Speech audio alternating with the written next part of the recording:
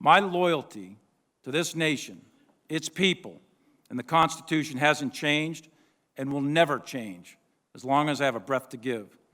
My loyalty is absolute, and I will not turn my back on the fallen. With respect to the Chinese calls, I routinely communicated with my counterpart, General Lee, with the knowledge and coordination of civilian oversight. I am specifically directed to communicate with the Chinese by Department of Defense guidance, the policy dialogue system.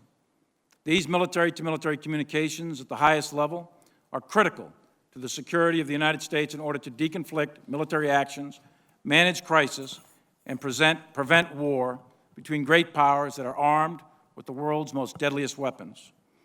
The calls on 30 October and 8 January were coordinated before and after with Secretary Esper and Acting Secretary Miller's staffs and the interagency. The specific purpose of the October and January calls were generated by concerning intelligence, which caused us to believe the Chinese were worried about an attack on them by the United States.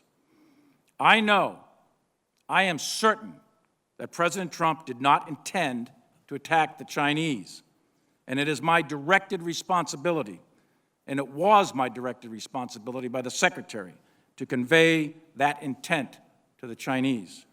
My task at that time was to de-escalate. My message again was consistent. Stay calm, steady, and de-escalate. We are not going to attack you. At Secretary of Defense Esper's direction, I made a call to General Lee on 30 October. 8 people sat in that call with me, and I read out the call within 30 minutes of the call ending. On 31 December, the Chinese requested another call with me. The Deputy Assistant Secretary of Defense for Asia-Pacific Policy helped coordinate my call, which was then scheduled for 8 January, and he made a preliminary call on 6 January.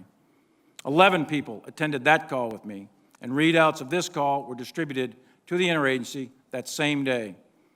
Shortly after my call ended with General Lee, I personally informed both Secretary of State Pompeo and White House Chief of Staff Meadows about the call, among other topics. Soon after that, I attended a meeting with Acting Secretary Miller where I briefed him on the call.